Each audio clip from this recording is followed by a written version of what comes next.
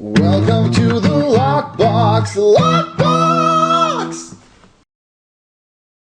Welcome to the Lockbox! Lockbox! Hi guys, we're back. And guess who we've motherfracking got with us today? Rob, otherwise known as Anher, the leader of Odyssey. Woo! Hello. Also Tesseract. Yes, and Tesseract. She's a lady, you know. Anyway, what we're going to speak about today? It's got to be the announcement from SOE Live. Announcement? Announcement? Don't act surprised, you knew. Yeah, so there was a massive announcement by Spittle at SOE Live last night. Loads and loads of news, some really exciting stuff. Some not so exciting, but mostly exciting. Who's going to start us off? Okay, I guess it's me. What do we think? I'm mega excited for all this stuff that they announced last night, especially the League-based stuff and the Green Lantern stuff. Yeah, that was probably the best news about the Halls of Power. The actual League halls are going to be free. They're not going to be tied into any DLC. Doesn't tell us exactly when it's going to come out, but I'm hoping it's not too far away, because that's probably the one thing out of all the DLCs I'm really looking forward to. Yeah, I think they were just trying to get us wet. Chomping at the bit. I really like the idea of the armory stuff though, and seeing those pictures last night was pretty good. Yeah, the armories as well, they're not going to be tied into any DLC, they're just going to be given to you free. I think he mentioned that it's going to be one armory, but you can buy additional from the marketplace. Fair play to them. I mean, you only need two, I think. So you could get away with two armories, because it stores your armor and your loadout and skill points, I think, if I remember correctly. That's something that people have been asking for a long time now. And it does make sense, rather than having to respec all your skill points every time you want to change role. It is basically, I think, the most requested thing in the game that we don't have yet. I think it's probably even more requested than Green Auras. And they've given us what we want. Yeah, I think remember reading that they posted a comment saying it was just due to technical limitations, and that I guess they've figured a way to have that kind of storage for players. In other words, they didn't know how to do it. It's nice that we're finally getting this, given that we've been waiting for it since last SOE Live. What's that, coming up to a year now? They mentioned quite a few DLCs. If you talk us through the list, Flame, what was the first one that was given out? What, last night? Yeah, the announcements. What was the first DLC you spoke of? I can't remember. Well, the Sons of Trigon. Oh, the Sons of Trigon. We've got that coming up soon, hopefully. It's not on the test server yet. But I'm very excited about this as well. But I know a lot of people aren't particularly excited because there's going to be no raid content. Jens did say that the way they're doing the DLCs now is you have one big one for 8 players, so you've got Raids, which was now Origin Crisis. Then you're going to have a small one, which is Sons of Trigon, and that's going to be smaller content, 4 players, Operations Alerts. And then the next one, after that, will be back to some Raids. I think any and all new content is good. I mean, it's not like we're going to be lacking of stuff to do with the Sons of Trigon DLC. There's going to be solo stuff and alert type stuff as well, plus a new power set. So there's plenty there to do. We can't really be expecting a new raid every couple of months or every few months. It's just too much for the devs to do. It was really good at the start of the game when you could get those raids on an almost monthly basis, but yeah, you've just got to accept the fact that it's not possible anymore. The thing with the raids at the start of the game, they had those on storage, so they didn't launch the game until they had those assets in place. And then once the game was out, they periodically released those raids, but now they've reached a point where they have to be making fresh content, fresh raids, and that obviously takes more time. But fair play to them. I mean, I don't know. I'll have it. I'll buy it. I'll take part in the content and stuff. I mean, I'm more about the storyline at this point. the interesting mechanics and stories that are going to be introduced through the DLCs. Yeah, with the new DLC as well. I mean, that's leading on from events that have happened very early on in the game, so it's rounding off a storyline. We'll get to see some resolution to those like open-ended alerts and challenges and things that we've had. Yeah, and as part of that DLC, as you mentioned, they're going to be doing Celestial power set. Do we want to talk about that now or save it for later? No, we'll talk about it now. Celestial, what's that? Do you want to give us an outline, Tess? Celestial is going to be the new healer power set. Healer? Yeah, healer power set. It's been described as the cleric to sorcery's mage. And it's going to be the precision-based healer power set. So we've got light for the controller set and earth for the tank set. Celestial is going to be the healer one, and it's also been described as the battle healer. You will do more healing the more damage that you do, which is going to be very interesting indeed.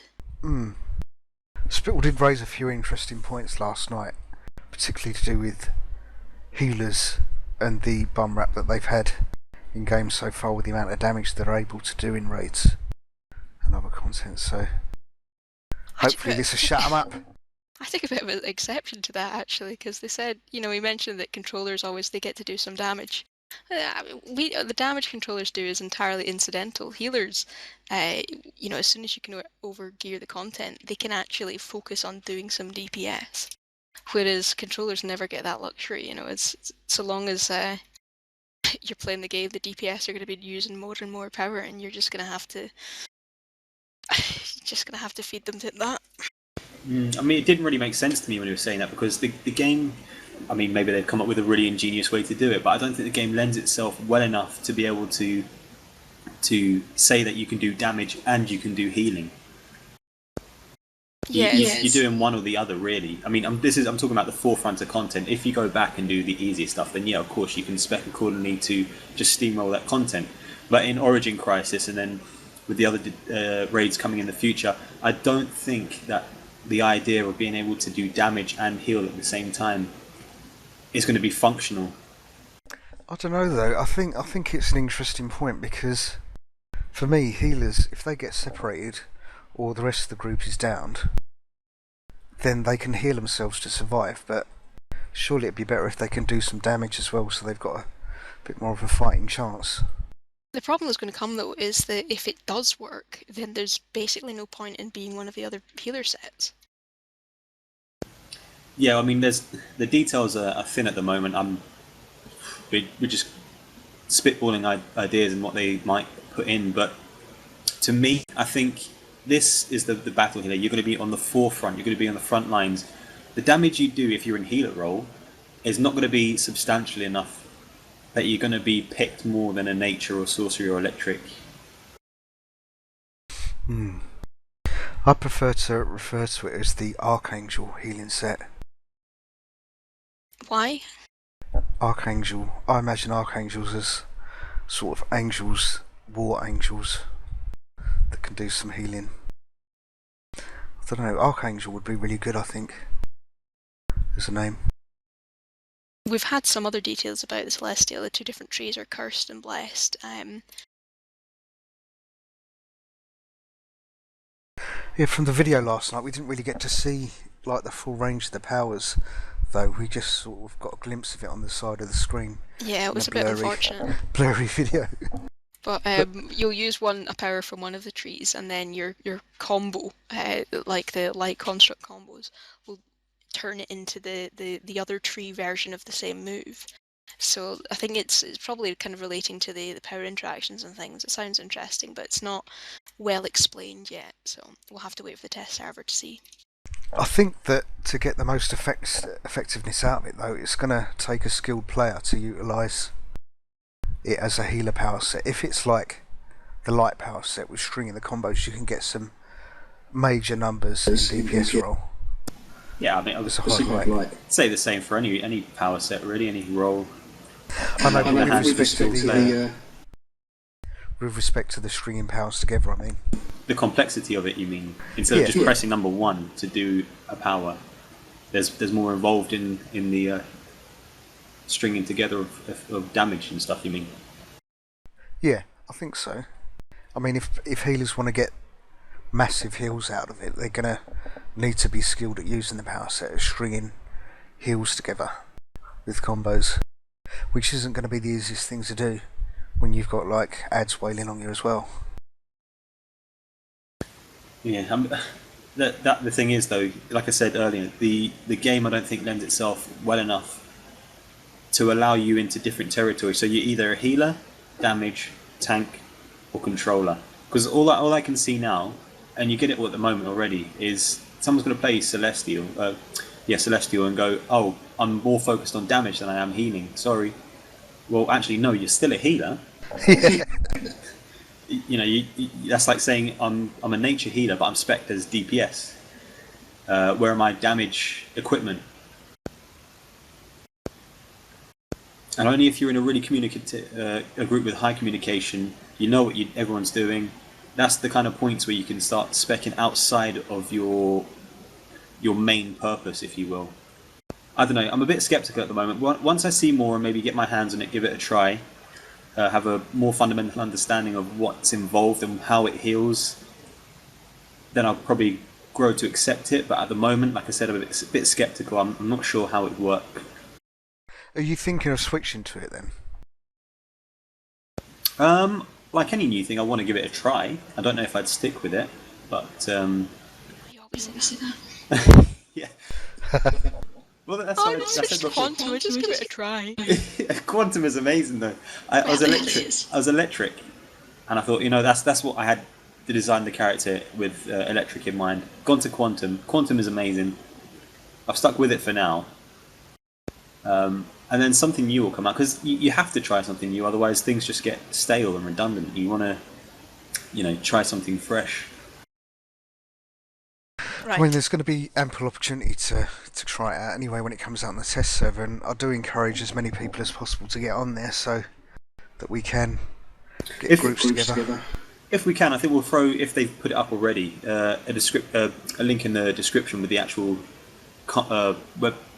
live cast itself, so you can see and hear what Jens was saying about the power set. There were other DLC announcements, of course. Oh, before we move off of Celestial though, he did say, I don't know if it was specific to them, but Halos were going to be in the game. Wasn't it? Yeah, I don't know if that's going to be something attached to Celestial only, or if you can buy it on the marketplace, or if it's going to be styles and lockboxes. I didn't quite understand what he was saying there, but Halos are going to be in the game in some form. Well, I don't know if you noticed in that video last night, but that character was actually running around showing the powers. He did have a halo. Yeah. On him. Yeah, it was just quite difficult to make it out. Yeah, it was a hazy halo. Okay, so the new DLCs then. So the other one they announced coming up next is going to be the War of Light, which is another continuation of the Green Lantern storyline. Boo! The DLCs in general they actually announced are going to have a slightly different format, because they said they're going to do them as 3-part stories. So each of these new DLCs that they've announced will actually be a 3-part DLC, with a part 1, part 2, part 3. Not necessarily in sequence. So the first one we're going to get is going to be War of the Light Part 1. So is that actually going to be a new 3-part story arc? It's not carrying on from Fight for the Light? I imagine it's continuing on the storyline that was set up in levels 1 through 30 and Fight for the Light. Because I don't think that was ever resolved. I think it was. I mean, I remember the storyline saying that the issues with the emotional spectrum were caused by Brainiac trying to formulate his own, power core, his own lantern. Or Was like that all of the subvert the issues power with it? batteries. Yeah. Because they had stuff like Parallax was in it as well. He was trapped, and during one of the alerts, someone tried to free him, and I think that's just, they're adding a Parallax in there to be an enemy. But I think in terms of the storyline, it was closed off. I may be wrong. I'm sure someone will tell us in the comments. But I remember reading and telling, actually someone on the forums asked it what was happening with the lanterns. And the DCUO wiki said, and I do remember doing it in the game itself, that it was Brainiac who was causing these issues with the emotional spectrum because he was trying to formulate his own, he was trying to take advantage and make his own core. It's always Brainiac. It's War of the Light. The interesting thing is, this is the only one that's been confirmed in what number it's appearing. So we will have Sons of Trigon, and then we will have War of the Light. And for those of you that are paying attention, that means that the new tank power set will almost certainly be in War of the Light. And given that they like to tie their DLCs in with the power set that's in them, there is much speculation at the moment that the new tank power set will be another lantern power set. And given that we've had the weapon packs appear on the marketplace, the speculation is it's going to be blue and red lanterns. I think Red Lantern would make a good tanking power set, because Red Lanterns are generally angry. I'm just quite frustrated because blue lanterns are the single most appropriately controller power in the entire DC universe. Their powers are just they're controllers. The main point of them is that they overcharge the other the allied lanterns' rings. So green lanterns get powered up by blue lanterns. But they can also do stuff like remove the effects of the other ones.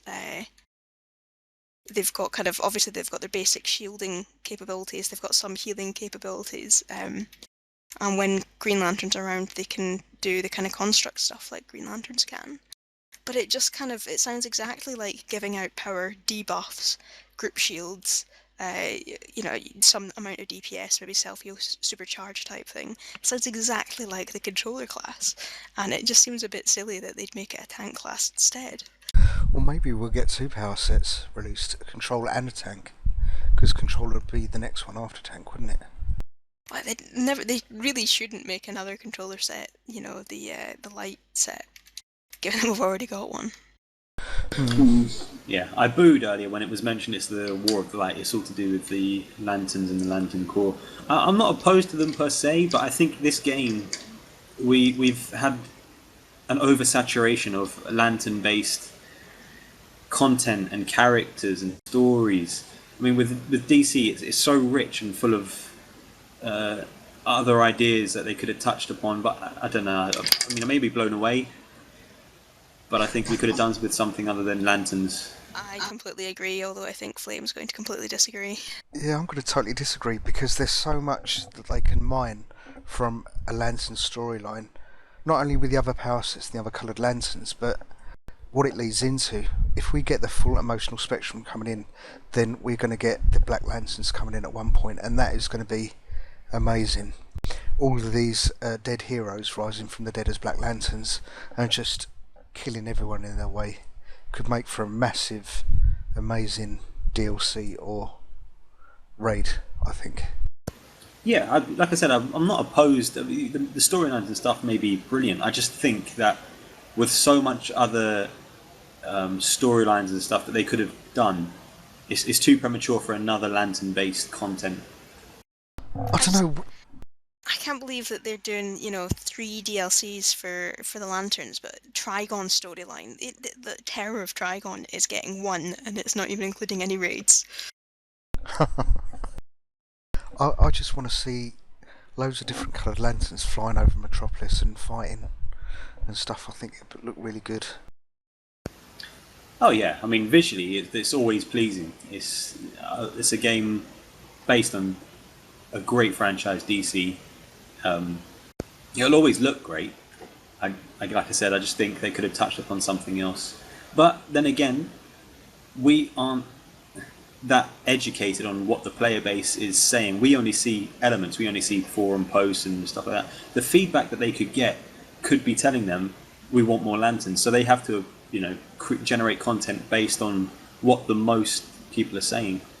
And not only that, though, but the Lantern Corps, they're a universal peacekeeping corps. I mean, the battles don't necessarily need to be made on Earth. It could take us to other planets, which is going to be different in itself.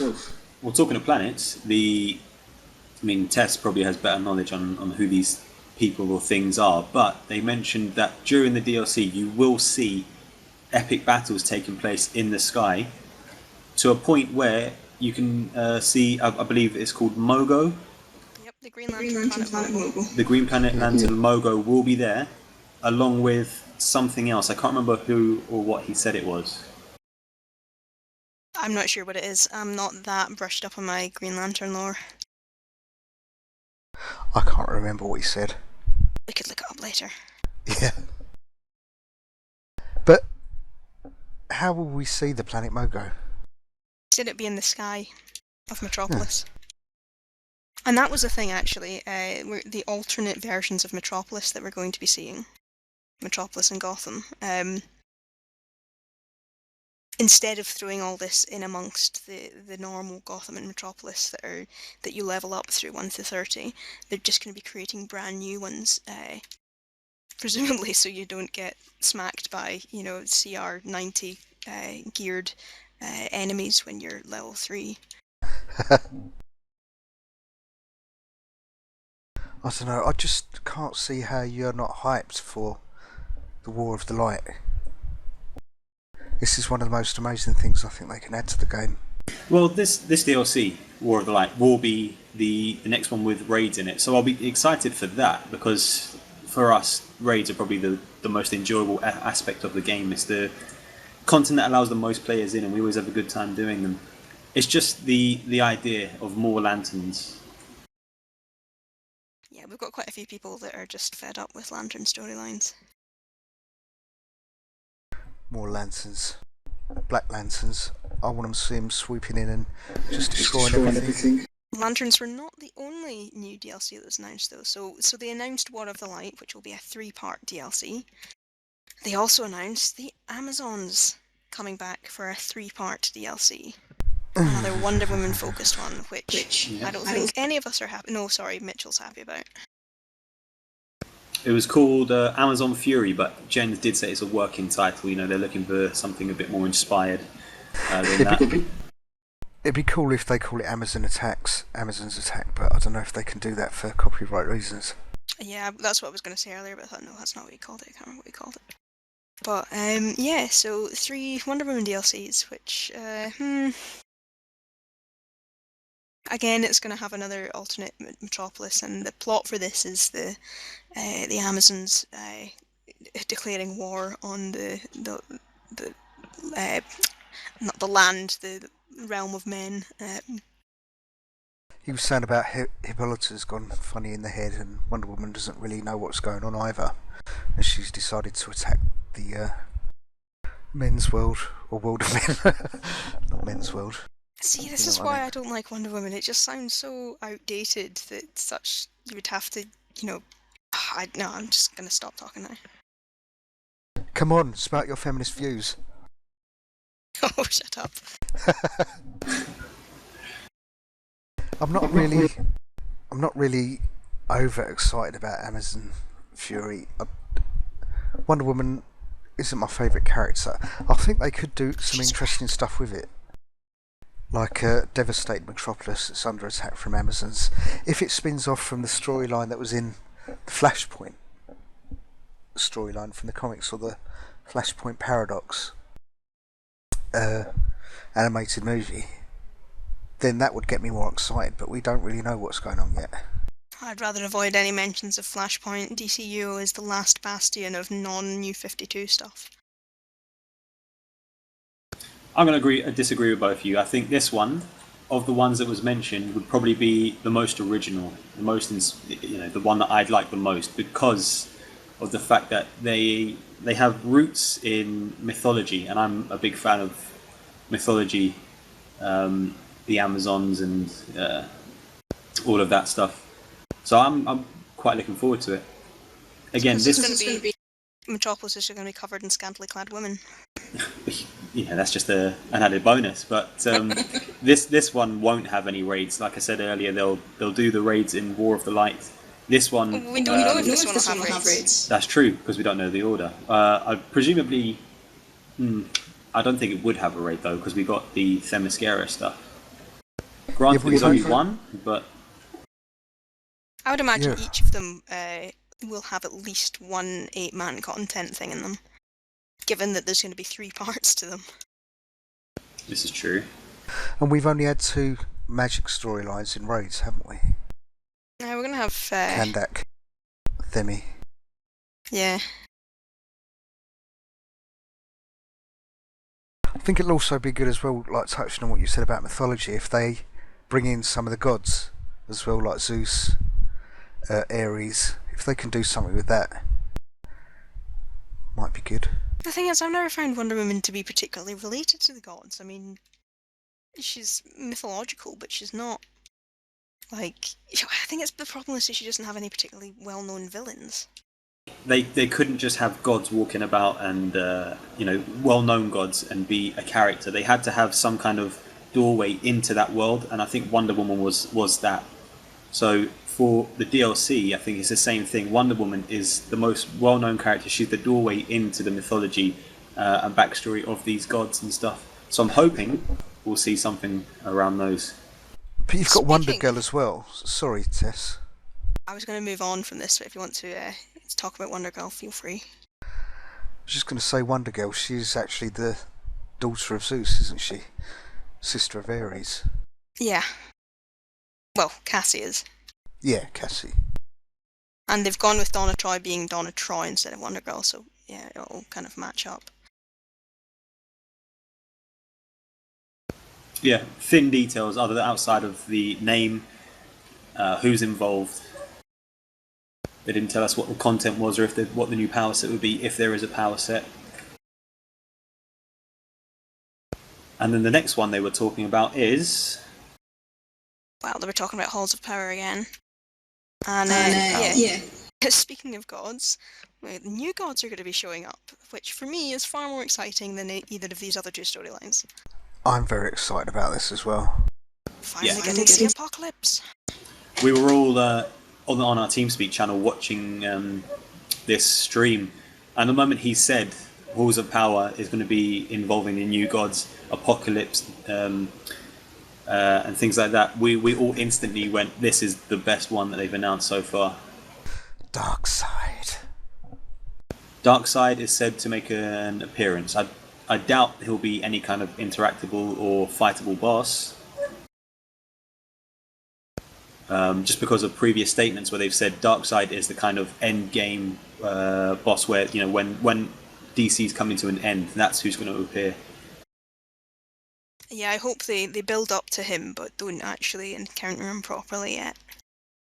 Then again, we fought Brainiac like 4 times. It'd be good if he comes in, like, makes a cameo appearance and saying, one day I'm going to kill you all. Yeah. And then in, like, 20 years' time, when DC ends, when everything's holographic in 3D and you can interact, you can actually be your And we're on the superhero. PS5. Yeah, on the PS9 or something.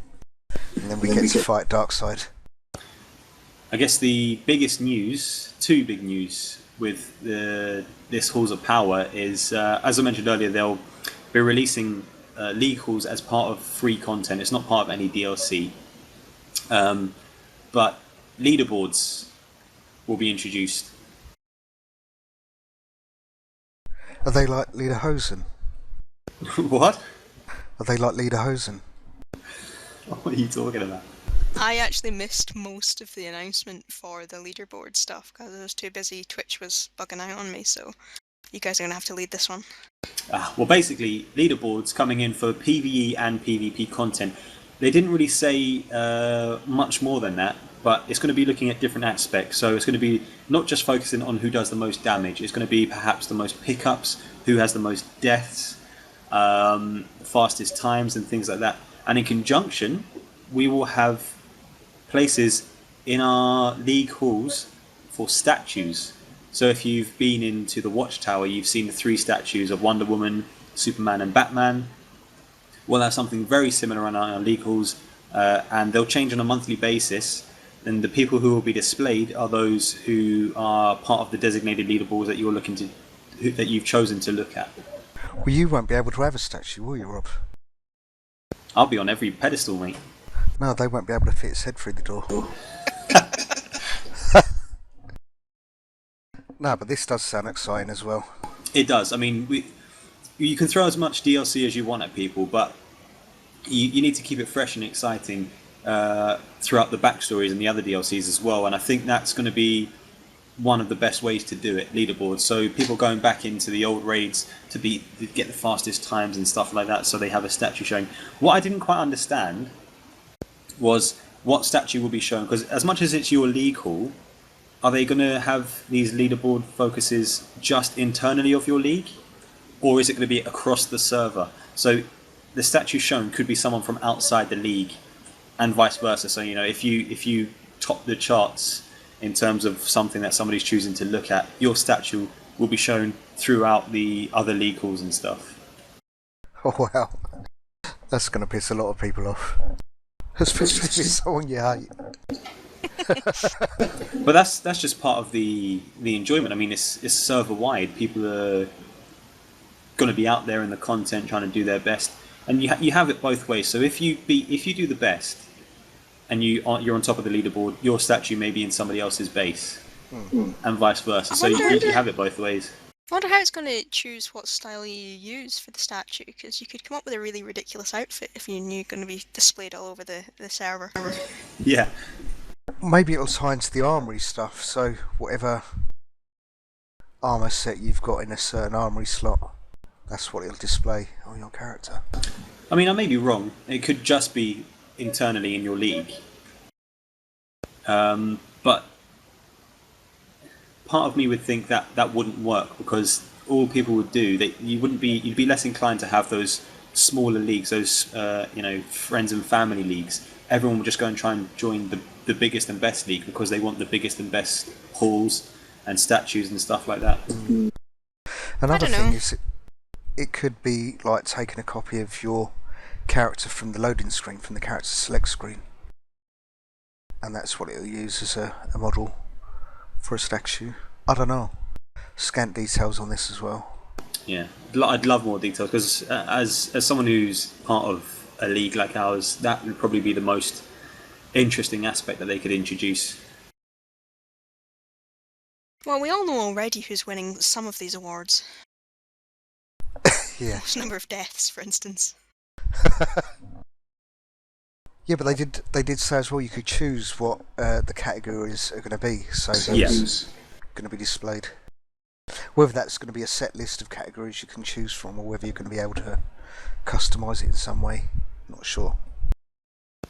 I mean, as soon as it's out, I'm picking most power in, because I know I'm a guaranteed win.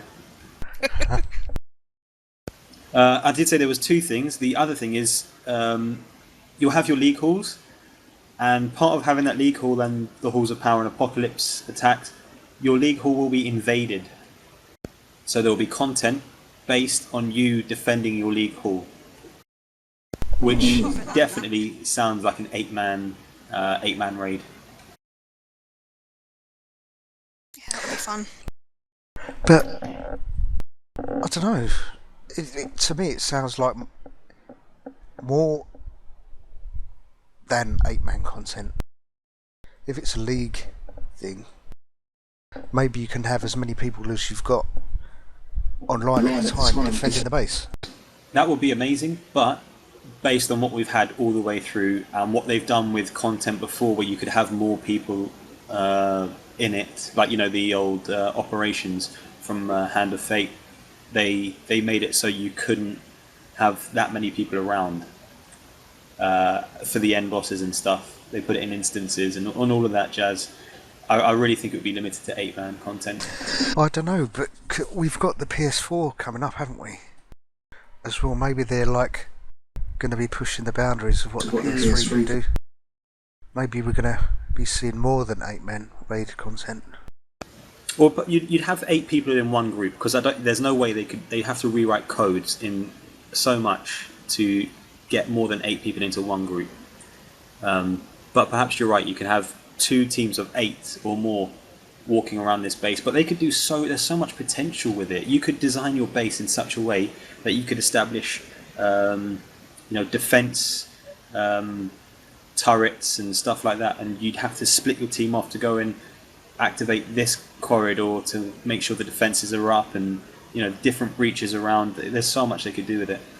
Hmm. Are we missing anything from the announcements? I think we've covered most everything, but the future does look bright for DCUO. And there's obviously various Q&As and things happening at SOE Live, which we'll have to wait for people to return from in order to find out.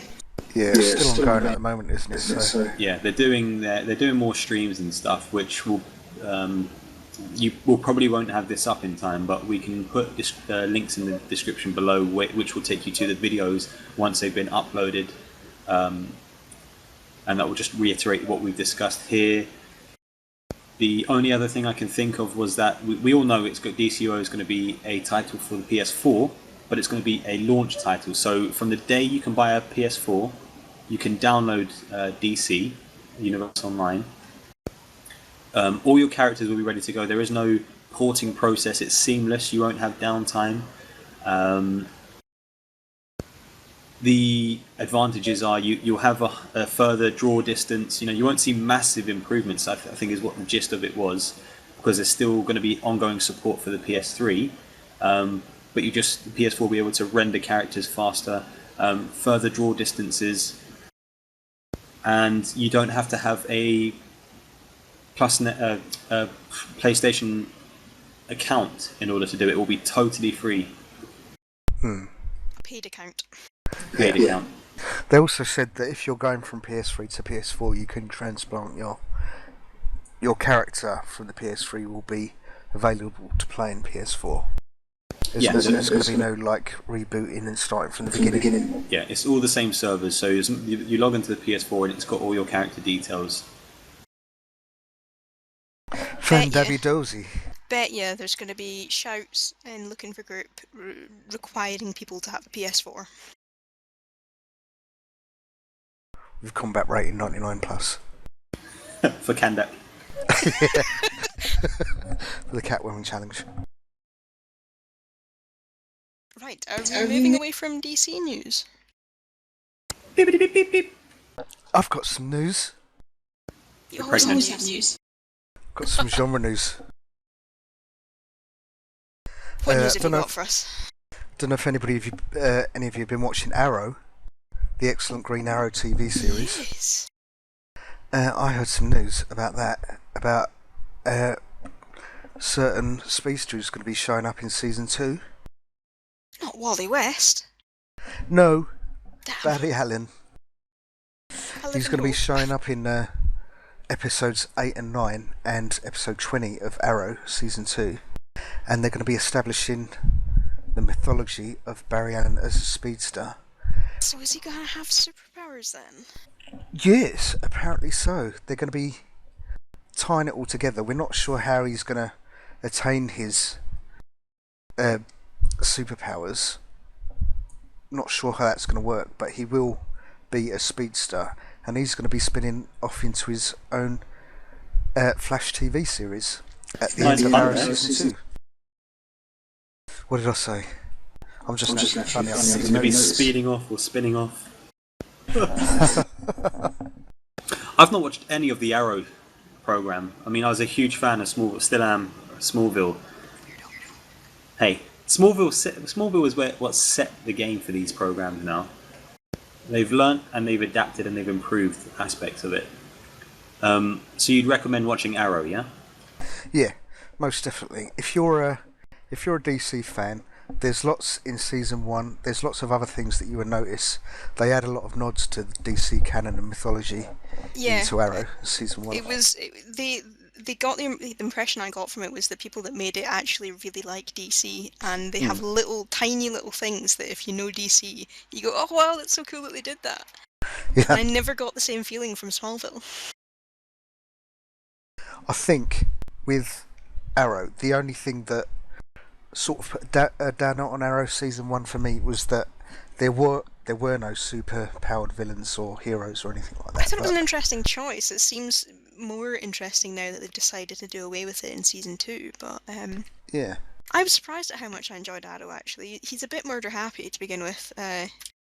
But on the whole, it was fairly solid, and I thought the season finale was just it was good fun. There was just so much stuff happened in it, and I didn't actually expect half of it to go the way that it did. So I was actually genuinely just, it was just enjoyable. It was, you know, I wasn't really criticizing it much. It wasn't like depressing very much. It was just, you know, you were just along for the ride. I thought it was really good.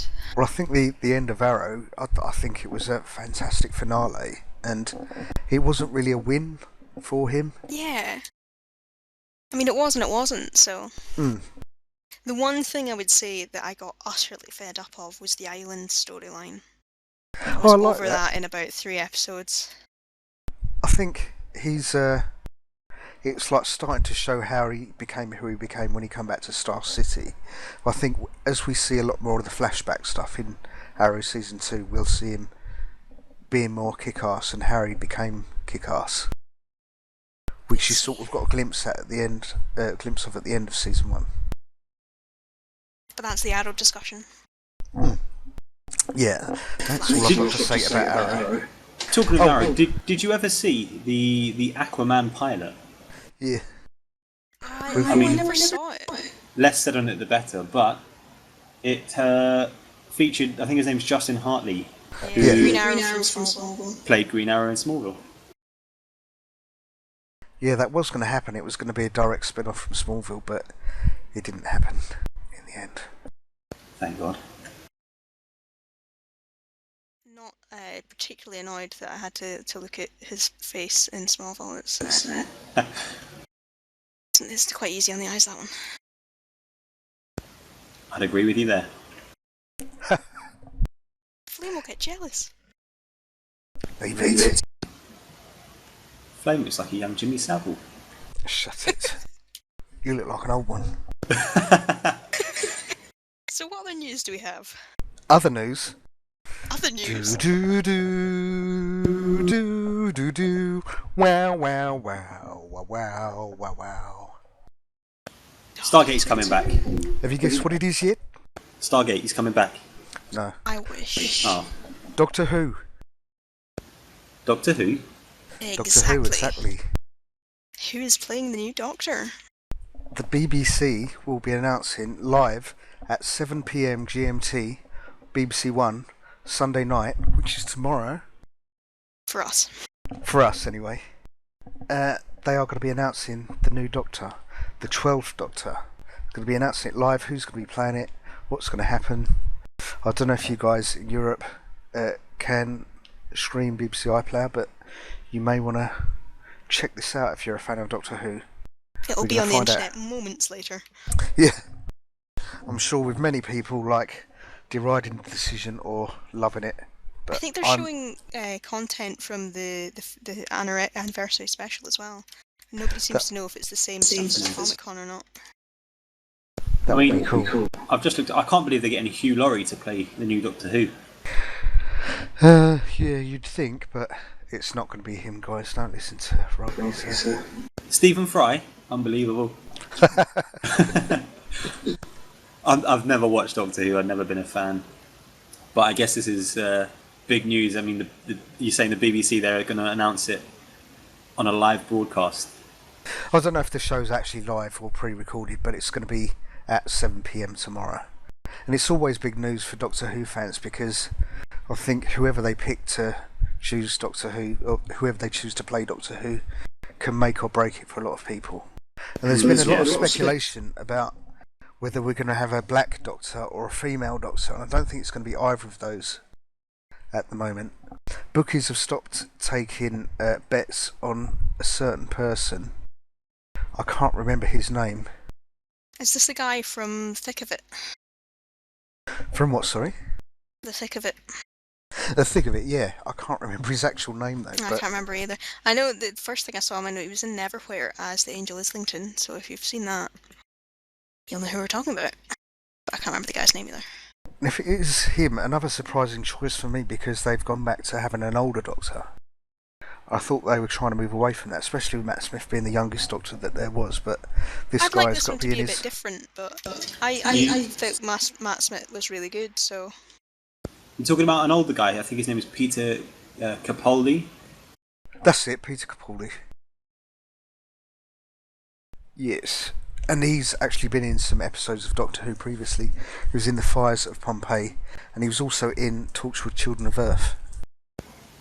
No, it couldn't be him. And I don't understand. You couldn't have a character feature in a program and then suddenly turn around and be the Doctor. I don't know, they've done it before. Martha was in the Torchwood episode as... I think they ended up excusing it as being her cousin or something like that, but that's the fantastic thing about Doctor Who. You could have him go back to Pompeii and wonder why there's a guy wandering around that looks exactly like him. Mm. The universe is open and it's out there. Let's embrace it. I mean, the pressure on the actor must be insurmountable. If Doctor Who's been going for so long and it's so popular around the world that if he gets it wrong, that's it. I think that's him ruined. I think it's more down to the show writers and directors because, for me, I preferred the David Tennant era with Russell T Davies than I did the Stephen Moffat era with Matt Smith. Don't get me wrong, I like Matt Smith as a Doctor, but I just think for me, I like the sentimental and heart-wrenching storylines. I think there are problems with Stephen Moffat's approach, but I don't think he's ever gone as badly wrong as Russell T Davies sometimes did. Like, he just didn't understand how to do decent season finales. He felt the need to one-up himself every year without realising that sometimes just doing more insane things is not actually good story writing. I don't agree at all.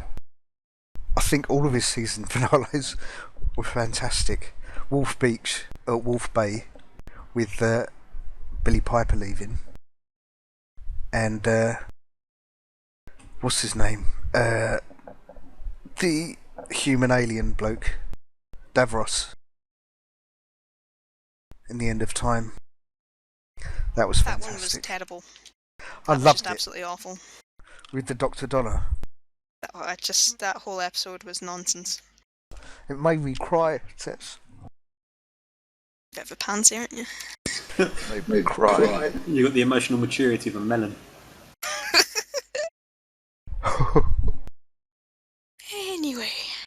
Anyway, that's all the genre news I have at the moment.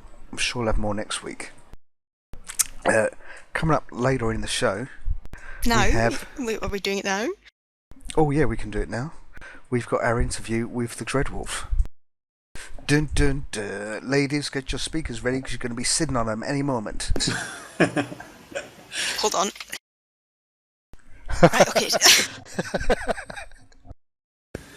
Don't you sit on it, Tess, it will be lost. That's a bit rude. Sorry. Okay, so let's drag Dreadwolf in. You're never getting back. And today with us we have the Dreadwolf. Ready for your interview, Dread? Groovy. Yes, I am. Excellent. We're going to be asking you a few questions. Some personal, some not so personal. Feel free to choose which ones you answer. I'll try my best. Okay, I'll start. Okay, what made you start playing DCUO? It was actually a friend of mine that started talking about it, and I've always been a fan of superheroes. I thought I'd give it a try, and I stuck with it. It's an awesome game. Nice. Have you got any favourites in particular? In the DC universe or in the game? In anywhere. Who inspires your character? No, well, my characters are mainly inspired by my own imagination. I don't really like to copy others. There are so many cool characters out there, but I want mine to be original. That's cool. So tell us a bit more about the Dreadwolf. What's his story?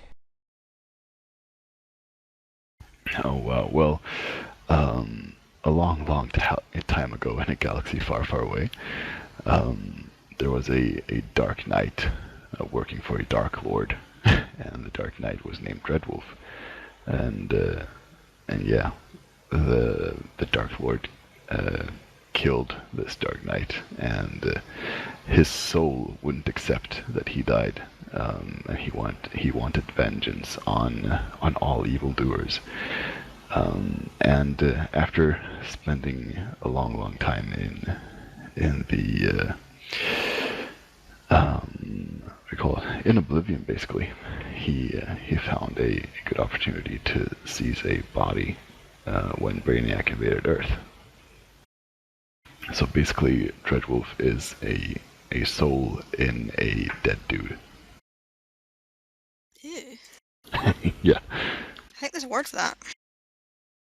I said I think there's a word for that. Oh, yeah. Well, this is that's true. It's a living soul without a body in a dead dude. Okay, that makes it much better. Yeah. So why did you choose the role that you play now? Your DPS and your mental. Why those? What was the most fitting for a Dark Knight, I presume? He wanted to be able to spread fear and terror into the hearts of the bad guys. Much like you. Basically, yeah. Yeah, I mean, it was the most fitting one. I thought about fire or ice, being a cold heart and stuff like that, or the fires of hell. But the fact that there is a terror tree was always nice, and it was the most fitting one. So would you say your character's been influenced by Batman? In a way? Well, striking fear and stuff yeah, like that. And Dark Knight, the term Dark Knight, yeah.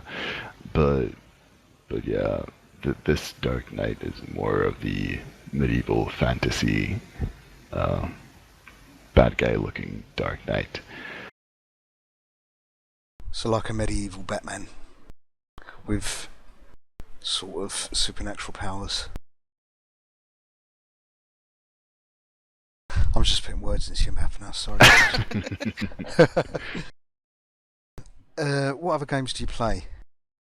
If any? Well, yeah, I don't have much time to play other games, actually. I have both Guild Wars 2 and Neverwinter downloaded, though.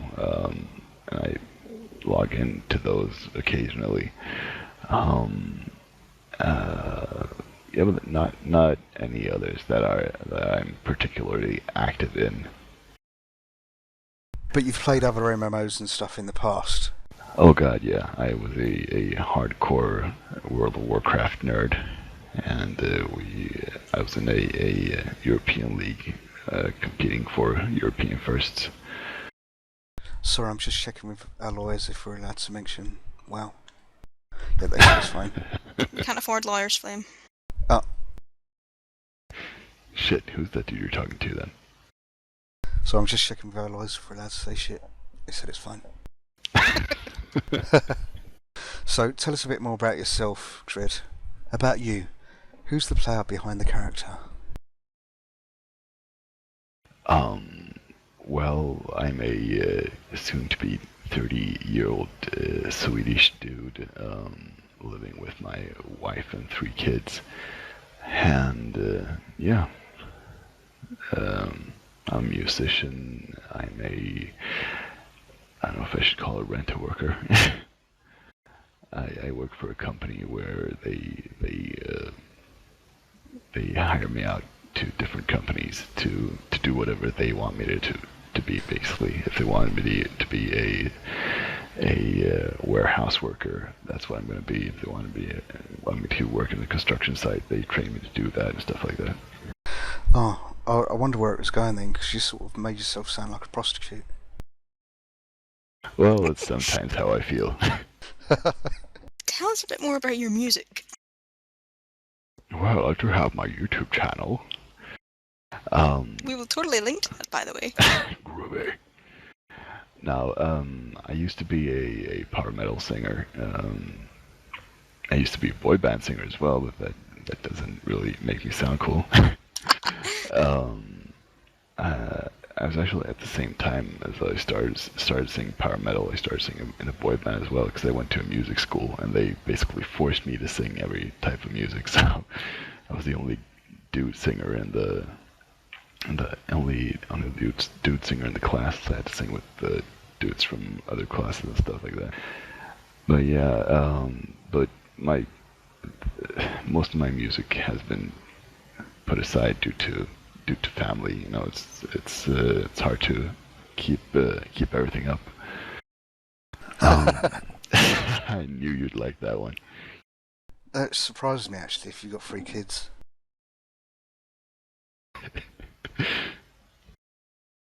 So yeah, but yeah, the music on my YouTube channel is mostly tributes to the players of Odyssey. Yeah. Both. I'm particularly enamoured with the Tesseract song. I think that one's quite a good one and about quite a good character as well. I'm surprised that you like that one. It's really unique. It's awesome. I'm more partial to the Ballad of Flame Fury. Really? Cool. There isn't a Ballad of Anhur yet. Is that in the works at all? He finds it hard to find something that rhymes with it. There are no words in the history of the world in any language that can be used to describe Anhur. The awesomeness of Anhur. So you can't really, blame him for the difficulty. It's a pity it doesn't rhyme with arsehole.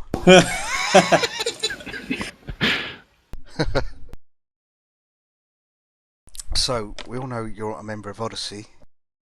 You run your own static raid here. But have you ever been a member of another league before Odyssey? Well, that kind of depends on how you look at it. Before we became Odyssey, I joined Defiance. It was another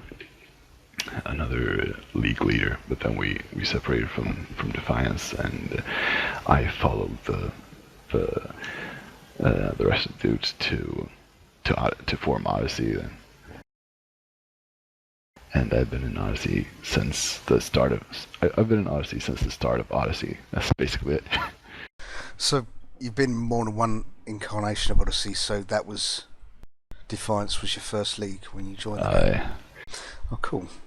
That's gone 2 years. I mean, what is it about Odyssey and all its previous incarnations that has kept you with us? What is it you enjoy most about it?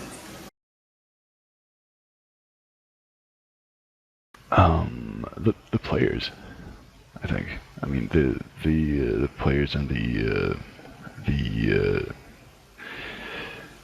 what's it called? The feeling. Camaraderie. Camaraderie, yeah, exactly. That's a nice word. Camaraderie makes me sound smart. I think it's Spanish. But yeah, it's got a real family feel to it, and I mean we take a piss out of each other quite a lot, but it's all fun and games. I mean, we're never hostile towards each other, and I really like it. Well, I don't know what league you've been in, but I never am hostile. Almost never. A few times ish. Can you think of any of your most proud achievements in DC since you've been with us? I mean, anything that sticks out to you as something that you think you've accomplished that is of worth noting? I don't know. I've never thought of it that way. I think it's quite an achievement to have climbed the ranks ladder. I like that. I find that as an achievement. I mean, going from a recruit to a member to a senior member and now an officer. Gotta agree with you there. What about your stack as well? Mental high five. That's not a what do you call it? It's not something that comes around or is available to every league member, but you must be proud of having your own stack raid as well. Oh yeah, yeah, I overtook the static from my mental mentor, Funda, as well. He got more into Guild Wars, and I actually haven't seen him in DC in a long time. We need to get He back. died. Oh, We need to what? We need to get him back. I agree. Intervention. What stage of Guild Wars Funda, intervention? we're here to save you. we've only got 40 hours to save the Earth. But Okay, yeah, so we've... sorry. as he left the static in my hand, basically. So that's how I got it. He left his what in your hand? His static. So we've touched on your achievements in DC. Is there anything, any story or any example of something embarrassing that's happened to you in DC? Something that you would never want anybody else to know about? Please tell all of the listeners. Yeah. Please tell all the listeners something I don't want anyone to hear. Yes. Yeah, it's Wow. just the It's the four of us price you here. pay for being here. Well, Come on, Dred, I know you're hiding something. Maybe the matter of skill points. I did not know the weight they carried. So when I applied to Defiance, I remember filling in proudly that I had 28 skill points. And I was like, yeah, damn right. And they're all in critical healing. No, actually, I filled out weapon slots with them, and I talked to a dude. I think it was Raisin Dietrich. He was a mental DPS in Defiance, and he was like, "Dude, what are you? You only have 28 skill points." And I was like, "Dude, what do you mean only have 28 skill points?" He's like, "Look at your feat list. Every 100 feet points is a skill point." Like, oh shit. Huh? Help. I think that was the same for me.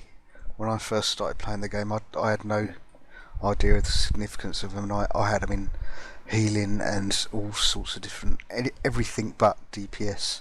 My skill points were in- Everyone has that penny drop moment when you realise you can put them in different weapon trees as well. I think I had a lot in the powers in the flight tree as well. Oh, this sounds really cool. I can break shackles and stuff. I think that's how it was for probably 99% of the population when they started playing DC. You see all these interesting powers and you really just want to put points into them and see what it can do. But 2 years on, you've reached that point now where you're like, well, I have to spec a particular way if I want to maximize what I can do. And that's... You never have that first time experience again once you understand the fundamentals. I think that's a shame. Yeah, I think it's the same for a lot of people now. That's why I feel so sorry for so many people that aren't in leagues and stuff, because for me it was a realisation from other people telling me what to do was how I was able to spec my character properly. But the new players come into the game as well. There's so much information and resource out there for them, videos and guides written in both audio, and they can look at it and see exactly where they need to go. But for players who started all those 2+ years ago, it was so fresh and you had no idea what you were doing and where you should have spec'd into and stuff. And I think that you know, you never have that again unless you start a new MMO again. Well, other than that, the skill point thing, I mean, I don't really care about doing embarrassing things because I'm not really easily embarrassed. It's kind of when I do get a lot of comments after I've lost my temper, though. People tend to make fun of me after that. there's something else that I'd like to bring up at the moment, and you're part of this grid, and Uh-oh. maybe we should have mentioned this earlier in the show, but Odyssey, the league, the new 52, and the Alliance League, the three of us, we're going to be hosting a costume contest for the server. Oh yeah. On Sunday, the 25th of August at 4 p.m.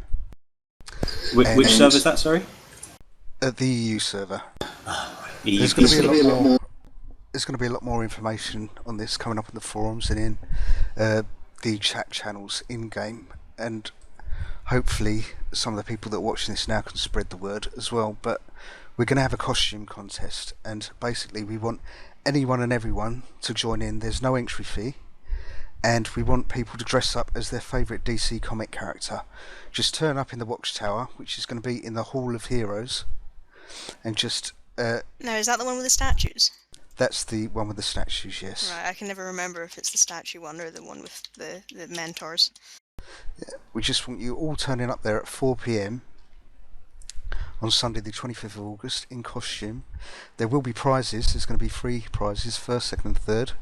First prize is going to be 500k, second prize is going to be 250k, and third prize is going to be 150k. That might not sound a lot to you guys out there in this age of lockbox styles and stuff, but it's something for nothing. There's no entry fee, so just turn up and you might win. And Dreadwolf, who is with us now, is going to be one of the judges on the judging panel. So, yeah, Dread and Liorana from our league, I think, are both going to be judging on the day. Is there anything else that you'd like to add about the contest? Dread, Tess, anyone? Well, basically just dress up as lifelike as possible. Like if you dress up as Superman, for example, and there is another Superman next to you, which looks better, he will be, yeah. If he has the better suit, then you're out, basically. So dress up as lifelike as possible. Bring your A game, is what you're Bring your A game. Yeah. I would say, on the one hand, the more the less people that are dressing as the character you're as, the more likely you are to have a shot at it. But on the other hand, the more obscure the character is, the less likely the judges will have known about them. So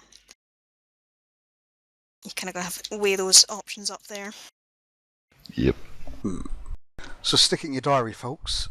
Sunday, the 25th of August, 4 p.m. GMT, Watchtower, Hall of Heroes, in your DC Comics character outfit. Anyone can turn up, no entry fee, so I encourage as many of you to turn up as possible. And also, tell all your friends. If you're watching, tell everyone that you know. Yeah, if you have friends. Tell your league, put it out, shout about it, let everyone know, because we want as many people there as possible. Sorry about that, Dread. Sort of cutting into your interview there, but have you got any questions that you'd like to ask us? No, I guess I'll ask this then, Tess. Dread.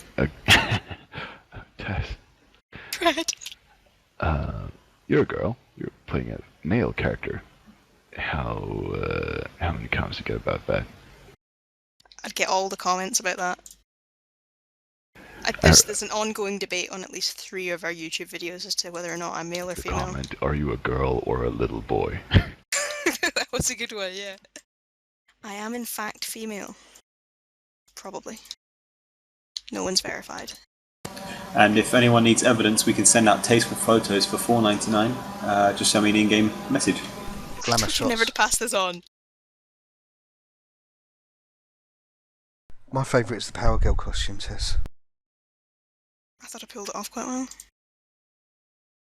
I certainly pulled it off. With a Bet you did.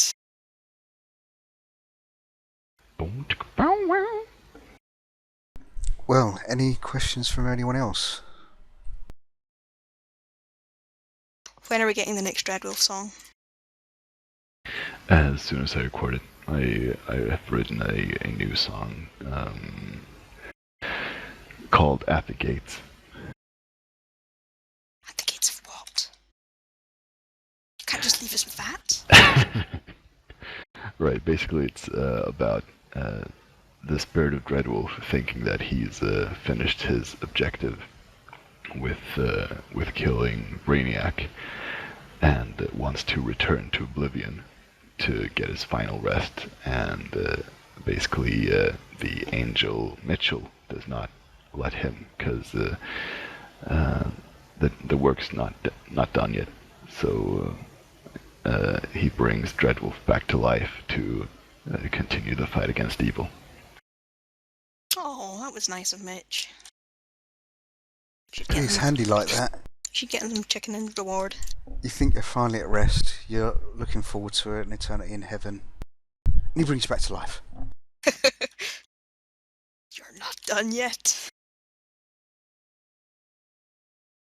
So yeah, that's what that one's about. And I haven't been able to record it, but I'll get on it as soon as I can. You'd better. Cool. Well, there you go, folks. That's our interview with Dread. Thank you for coming today, Dread. Yeah, really nice pleasure. to hear from you finally. If you want us to link to one of your songs, which one would you want us to link to? Ooh, tough one. Just link to my playlist, goddammit. Nah, but my favorite one to play is actually the Tesseract song, so you can link to that one. Obviously. It's a bit heavier than the other ones. Fantastic. You heard it here first, folks. Well, thanks for joining us today, Dread. My It's been pleasure. a pleasure to speaking to you. Of course it has. And I'm sure the other presenters thank you as well. Thank you, Mr. Wolf. My pleasure. My pleasure. Hello guys, and welcome back. That was our interview with the very deep voiced Dreadwolf, who does our opening title song. Apart from me, that is. Thanks for watching us today. We hope you enjoyed the show. Please leave your comments in the comments below. And if you want to see anything, or if you want to see anybody in particular, or if you want us to talk about anything in particular, then please let us know. We're available in-game and for YouTube as well, so... If you want us to talk to you, let us know. But anyway, from me, Flame Fury. Flame Fury can be contacted on 079. And Rob, who thinks he's a comedian, and her. Thank you. And from Tesseract, the one with the lady bits. You think? Thanks again for watching, and we'll see you next time. Thank you. Thank you. Bye-bye. Bye. Bye.